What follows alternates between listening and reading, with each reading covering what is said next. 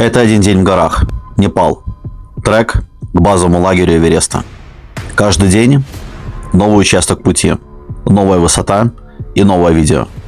Без ускорений. Только дорога и все, что на ней происходит.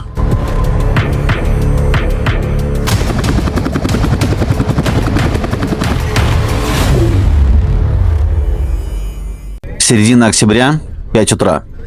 Мы спускаемся в лобби и выходим из отеля. И где-то около половины шестого приезжает наш гид. Закидываем сумки в машину. Едем в аэропорт.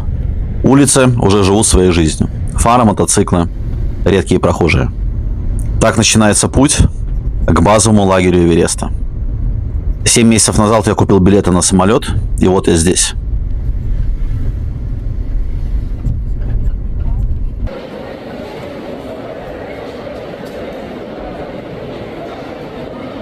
В аэропорту пока немного людей.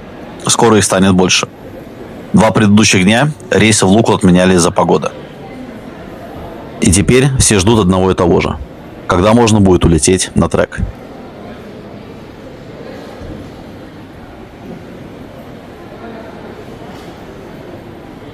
Расписание здесь вещь условная. Все зависит от погоды в Лукле. Лукла – это самый высокогорный аэропорт в мире. И один из самых непростых. Короткая взлетно-посадочная полоса. Вокруг горы. Так что пилотам нужна хорошая видимость и, соответственно, хорошая погода. На борт разрешают взять только 15 килограмм на человека. У нас с этим все в порядке. На троих 2 баула и по небольшому рюкзаку для трека. Вообще на треке довольно хорошая инфраструктура. Поэтому брать с собой можно и нужно минимум. Чем меньше лишнего, тем легче потом идти. Кстати, половина вещей, которые я взял с собой, мне так и не пригодилась.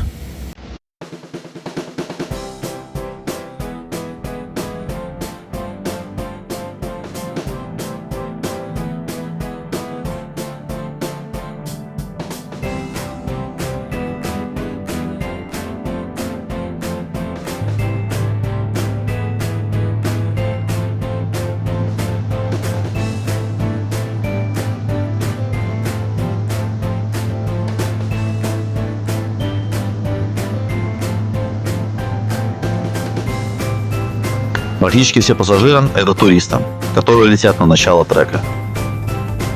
Кто-то, как и мы, летит впервые, а кто-то во второй или даже в третий раз.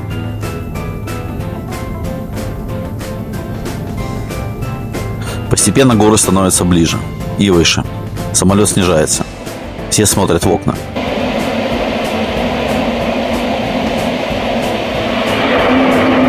Ladies and gentlemen, welcome to Nepal, Asia's most beautiful country.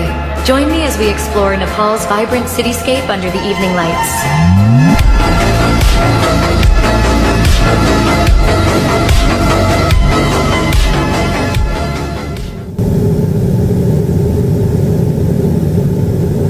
Короткая взлетка, и мы уже на земле.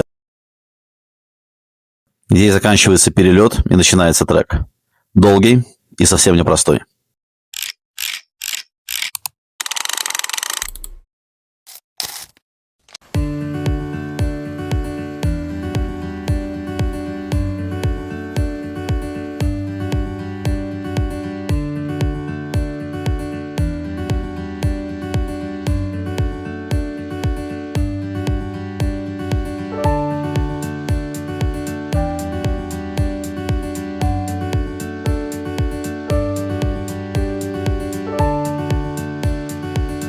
В аэропорту нас встречают и сразу провожают на трек новозеландец Эдмунд Хиллари и шерп Тенсик Норгей. Я думаю, что аэропорт Лукла – это место, где мечтает побывать каждый человек, которому нравится ходить в горы. Ведь отсюда начинается трек к знаковому для всех путешественников месту. И это базовый лагерь Эверест. У нас маленькая группа. Я Анатолий Антонин. Она сейчас вместе с гидом несет баул с вещами. Дойти до базового лагеря нам помогут гид Пракаш и портер Депендра.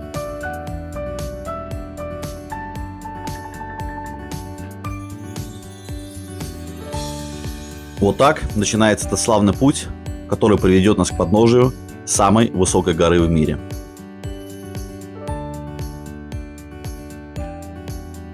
Прокаш, зная, что мы из Латвии, начал коммуникацию на латышском языке. С помощью переводчика, разумеется. Вот что он написал. Сейчас мы в аэропорту Лукла, на высоте 2800 метров. От Луклы дорога будет идти вверх и вниз, в основном по ступенькам и грязи. На дороге много ослов. После небольшой заминки, вынужденного ожидания в нашем первом гостевом доме, мы начали наш трек отсюда из Луклы. Это Лукла. В принципе, здесь еще можно докупить какое-то оборудование, какую-то еду. Тут, в принципе, все нормально. Может быть, не будет таких больших скидок, как в Катманду, в городе, но, в принципе, здесь все еще можно докупить какое-то оборудование. Ну, я имею в виду какую-то экипировку. Может быть, ашгит, может быть, палки, может быть, рюкзак, может быть, какие-то шапочки. Так что все это еще можно будет сделать здесь. Вот тут бегают курочки, которые очень скоро станут обедом. Собаки. Традиционно очень много собак. Почему так много собак, я не знаю. Yeah, where? At the gate. By the gate. Exit photo. I think that's what we need to do. We do.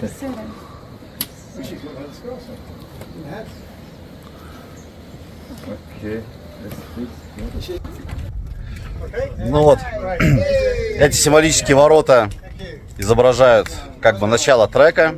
То есть официально сейчас, через пару метров, мы зайдем на трек. Довольно популярное место, как вы видите. Люди фотографируются, делают рекламу. Все надеются на хорошую погоду и на хороший трек. Так что пожелаем удачи самим себе, и вы мне тоже пожелаете удачи.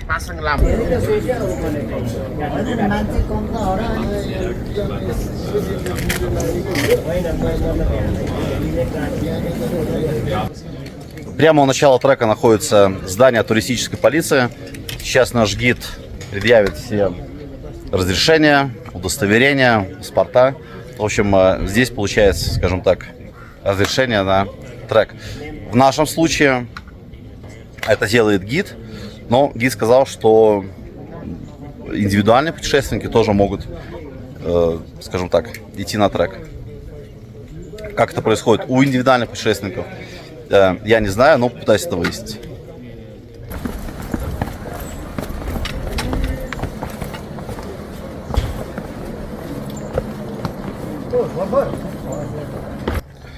Трек начинается с такой каменной лестницы.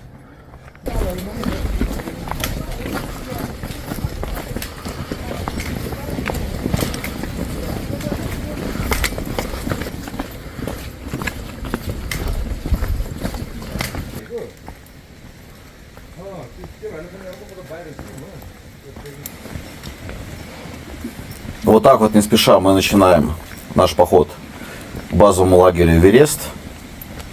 Сегодня мы никуда не торопимся, надо немножко размяться. Наше путешествие началось по плану, по нашему графику. Мы никуда не опаздываем. В отличие, кстати, от некоторых групп, которые не могли вылететь из Катманду в Луклу из-за плохой погоды. Да, и такое случается. Сегодня мы проходим примерно около 8 километров. И после чего остановимся на первую нашу ночевку. Опять же берем во внимание, что высота уже поменялась. Если вчера мы были, или даже сегодня утром мы были на высоте 1000 метров над уровнем моря, то сейчас это больше 2000.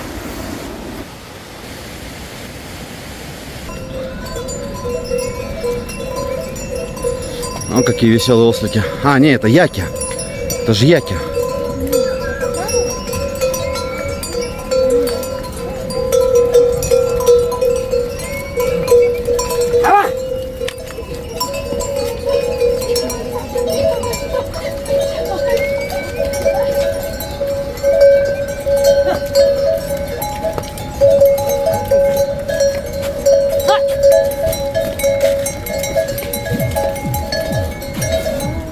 Блин, ну у него рога, конечно. Мало не покажется.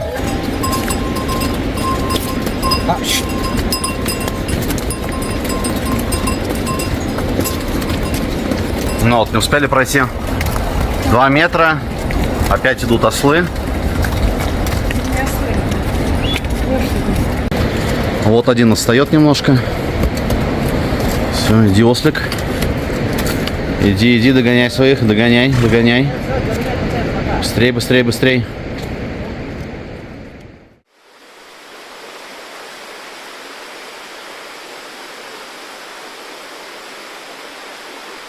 Ну вот, гид говорит, что вот там вот наверху это улей диких пчел. То есть туда можно залезть и собрать немножко меда. Но это, наверное, не для нормального человека. В общем, эти дикие пчелы гнездятся, делают свои... Ну, это, наверное, не улей, это как это называется? Это гнездо. Вот на такой вот отвесной скале.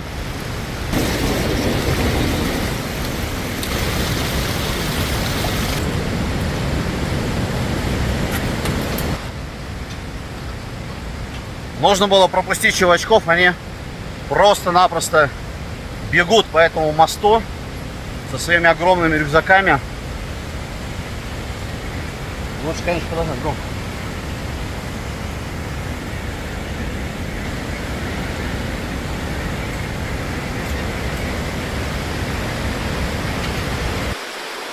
Мостик, конечно, шатается.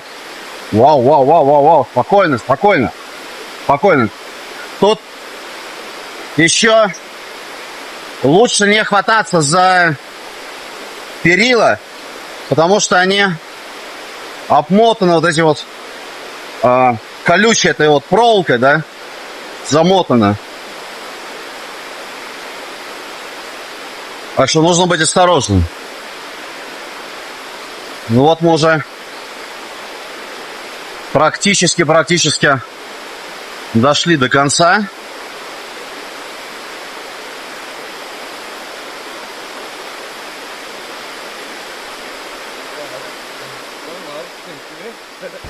Здесь же опять же ждет уже ослик. Нет, это не ослик, наверное, это лошадь. Это лошадь.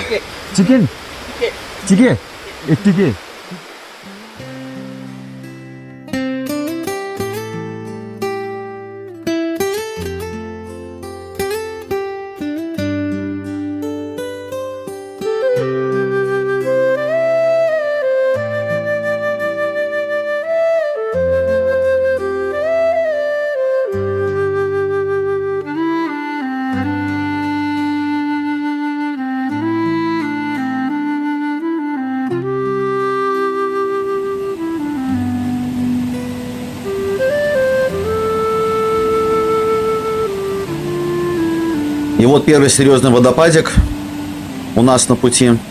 Действительно, очень живописный вид. Водопадов на этом треке, кстати, не так уж и много. Все останавливаются, фотографируют, наслаждаются природой и хорошей погодой. Наш гид, вон он с оранжевым рюкзаком, наверное, в полном недоумении от нас, что мы залипаем на каждом водопадике, на каждом мостике, фотографируем цветочки. В общем, можем выбиться из графика. Но, когда видишь такую красоту, по-другому, наверное, все-таки нельзя.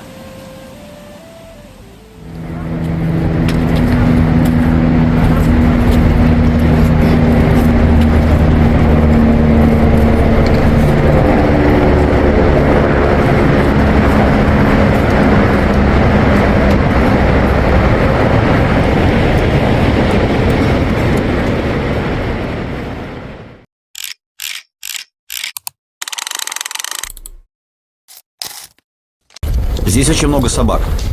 Но откуда и куда идут эти мохнатые путешественники, для меня загадка. В общем, гид сказал вчера, что до обеда будет ровная дорога без особых подъемов. Это вот эта вот дорога, по которой мы сейчас идем. Но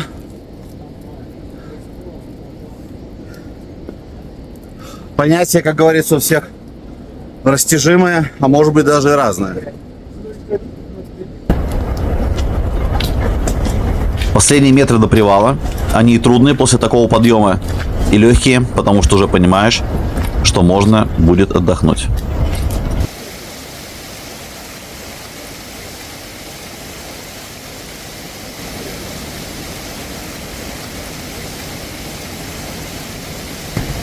Да, иногда приходится подождать, пока пройдут лошадки, потому что тут на тропе одновременно встречаются и портеры, и лошади, и туристы.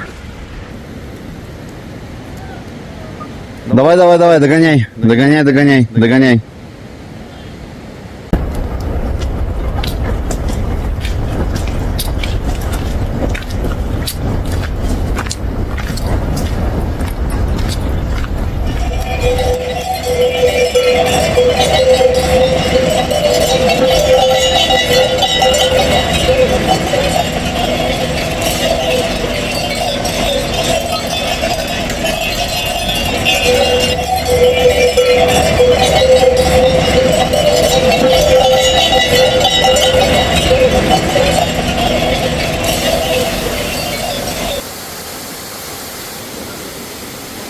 А вот еще один живописный водопад. Хорошее место для фото. И, как казалось, для небольшого шоу.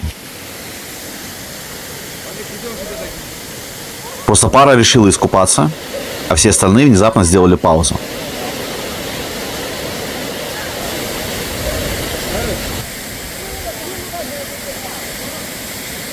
Ничего такого. Просто девушка в купальнике в Гималаях вызывает больше интереса, чем очередной водопад. Это все-таки не пляжный курорт. И такие сцены здесь – приятный бонус к треку.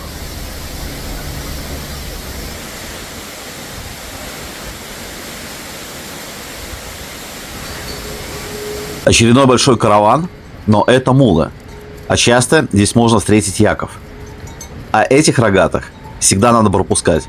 И уж точно не надо их гладить или обнимать, или по-другому привлекать внимание. Потому что это не домашние питомцы. Это 300-килограммовые машины с очень острыми рогами. Я, кстати, видел, как один рогатый гонял туристов, но, к сожалению, я это не заснял, так как сам вынужден был убегать. Но здесь вообще в одну кучу все смешалось. И туристы. О, прорвало. Пробочку. Пошли.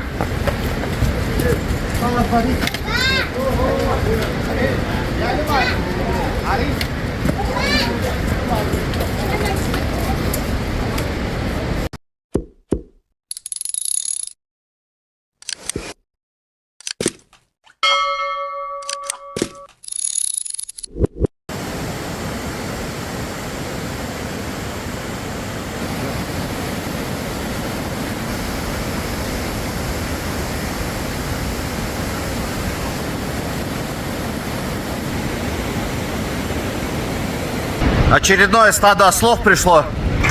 Меня уже зовут, говорят, побыстрее давай, чувак, беги.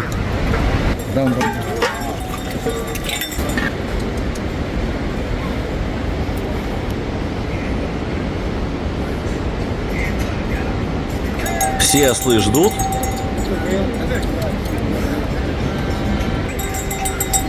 Идут носильщики. Блять, чтобы тут пролезть. О. Сзади чуваки идут, спереди. В общем, надо быть предельно аккуратно здесь смотреть.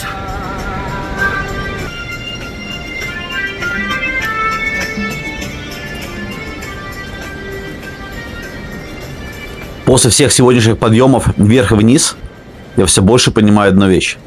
Я очень рад, что у нас есть портер. И мой рюкзак несет кто-то другой. Потому что тащить этот вес на себе – это минус силы и минус удовольствия от дороги. Я скажу так. Даже с легким рюкзаком здесь идти тяжело. Но с легким рюкзаком хотя бы есть шанс смотреть по сторонам и видеть горы, а не только свои ботинки. Нанять портера – это не про лень. Это про разумный выбор. Ты экономишь энергию для высоты, потому что чем выше, тем сложнее идти. И еще. Это поддержка местных. Для многих ребят здесь это основной доход. А для нас возможность пройти маршрут без лишнего стресса. Потому что стресса в горах и так хватает. Особенно из-за высоты. В итоге у тебя есть шанс пройти дальше, устать меньше и получить от похода гораздо больше.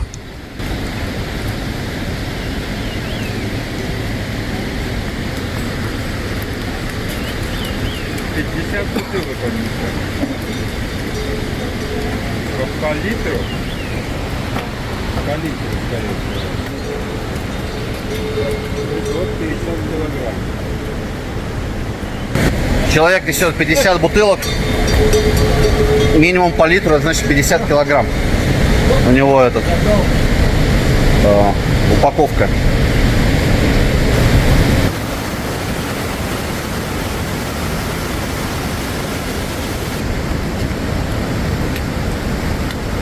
Но, в принципе, этот участок довольно-таки комфортный, потому что здесь вырублена или выложена лестница. Идти по лестнице — это не по скользкой тропинке. Это очень большое благо.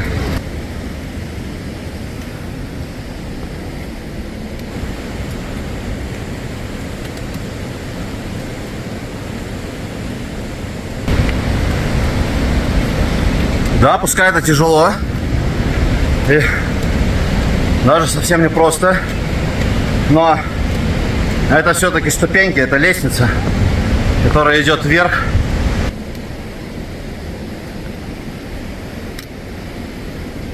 Это трек, это поход все-таки на облегченных условиях. Это не то, чтобы оказаться где-то на природе, в горах, в диких, в каком-то лесу. Это цивилизация.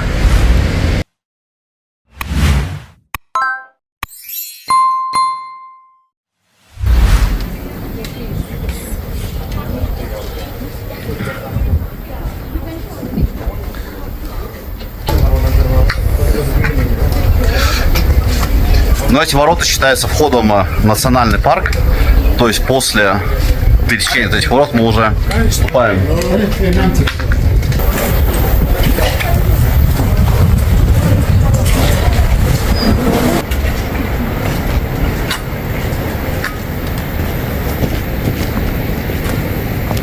Здесь же сразу начинается довольно крутой спуск, но где-то там, после моста, мы пойдем наверх. И это будет довольно-таки трудный, скажем так, трудный участок, который будет все время вверх идти.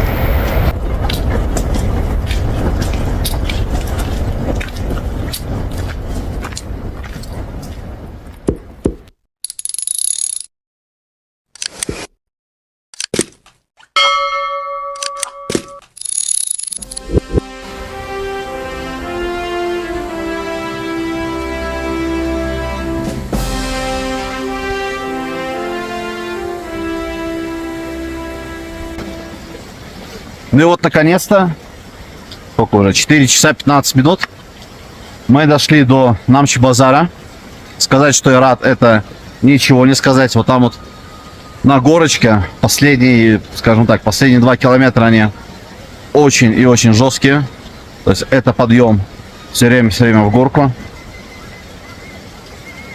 То есть я очень рад, что я уже дошел до этого поселка. Проходим в такие ворота.